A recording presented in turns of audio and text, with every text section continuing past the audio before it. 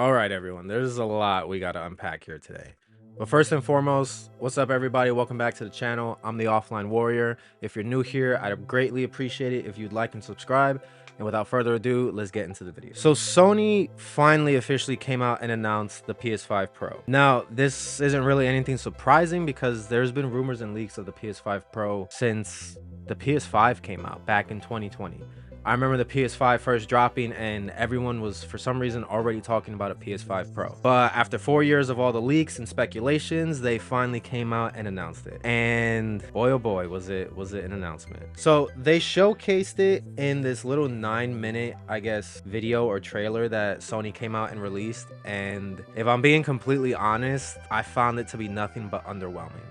Now, I don't want to come on here and seem like I'm a Sony hater.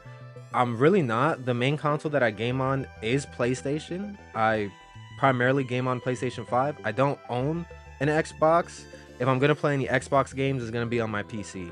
But PlayStation is the primary console that I game on. And even I can sit here and say, like, what the fuck is Sony doing? Like, what actually is going on? So they showcased the PS5 Pro, and the first game that they show it off with, for whatever reason, is The Last of Us Part 2. Look, I get that The Last of Us is like a flagship PlayStation title, but this is a game that released back on the PS4. Why are we being shown how good The Last of Us looks and runs on the PS5 Pro? Wouldn't it make more sense to focus on actual PS5 games? So, I mean, with that being said, that's what they do after The Last of Us for whatever reason. So then they focus on Spider-Man, Ratchet and Clank, and I think Horizon Forbidden West. So they show side by side what the difference between it is, and the difference are essentially nothing.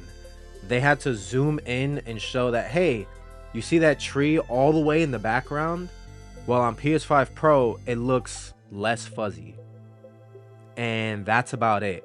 If I'm being completely honest, if I wasn't watching it and they didn't have the distinction between PS5 and PS5 Pro, I wouldn't have noticed the difference at all. They ended this showcase with a montage of trailers of each of those PS5 games that I mentioned. And the same thing, it really didn't look any different. Like, I wouldn't know that that was PS5 Pro if I didn't know it watching the video. And that just goes back to something that I've been thinking the entire time. Whenever there's like conversations about a PS5 Pro, I personally always felt that a PS5 Pro was never needed. I might be in the minority here saying that, but I never sat and was like, yeah, we need a PS5 Pro. Now, I understand certain people have had issues, I guess, with how certain games have ran on the PS5. Me personally, I never really bothered me. There are some games that have like, you know, a little bit of visual blurriness in performance mode, but the majority of the time, those games were third-party games. They weren't PlayStation titles. So I never really took it as, well, this is a problem with the PS5. I always took it as, well, this is a developer problem. Take FF7 Rebirth, for example. The textures and everything in that game look blurry, but it's really only that game. I never was like, oh, Spider-Man 2 looks bad. Horizon Zero Dawn looks bad. Like, Ratchet and Clank looks bad. Like, no, I never sat here and thought that. So I never thought that there was even a reason for a PS5 Pro. But a lot of people were talking about it and asking for it, and well, Sony gave it to you. And then the big shocker at the end of the showcase was that it is going to be the low price of $699. And that's for the digital version. So if you want a disc drive, which I'm someone who has a lot of physical games, so if I want to play any of my games, I need a disc drive. You have to pay close to $800. $800 for a home console with little to no upgrades, in my opinion. What they showed was not enough. It kind of confuses me because I'm not really sure who this console is for. Like, if you have a PS5, I can honestly say 100% there's really no reason to upgrade to this. But so you can get slightly less fuzzy textures in your field of view. That's about it. And then if you don't already have a PS5, I don't really see this enticing you to buy one. So I'm really confused on who this is for. And at $800? Like, are you serious? And then what's even crazier is that in the fine print, it says the stand is sold separately. So you're telling me you're charging me $800 for a console and you can't even give me the stand with it? The stand that came with the base PS5. I'm not quite sure what's going on here, and I'm not quite sure what's been going on with Sony. I feel like they've had their head in the clouds. They're kind of just out of touch with everything. I don't think we needed a PS5 Pro to begin with. What the PlayStation 5 needs is more games. There's only, what, like 5 exclusives on it in 4 years? I'm gonna try to name all of them if I can. Ratchet and Clank, God of War, Spider-Man 2, Horizon Forbidden West, and I guess Final Fantasy? Even though it's not a PlayStation title, but I guess it's exclusive for now because it's coming to PC.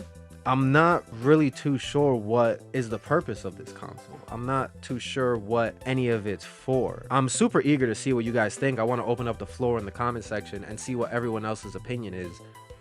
Because if I'm literally the only one who I guess is hating on this, then I genuinely want to know. But from what I've seen across online, it seems that everyone is kind of thinking the same thing. $800 for a home console is a lot of money. I'm not going to sit here and tell you how to spend your money, but in my personal opinion, you're much better off on just spending a little bit more than that and getting a PC. Or shit, with $800, you could get 2 base LCD Steam Decks, which in my opinion is a lot more value than a PlayStation 5. Look, with all this, it kind of just solidifies for me that Sony is kind of becoming the new Nintendo.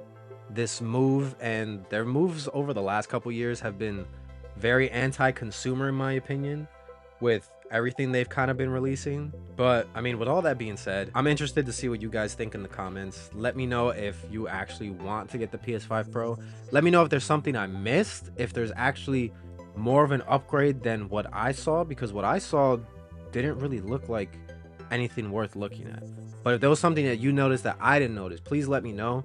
I genuinely want to know what you guys think in the comments, and I would like to see, you know, some conversation going on, seeing everyone's thoughts on what Sony's doing and the PS5 Pro in general. I really want to know what you guys think. But with all that being said, I guess that's going to wrap this video up. Thank you guys for watching, and I'll see you next time. Peace out.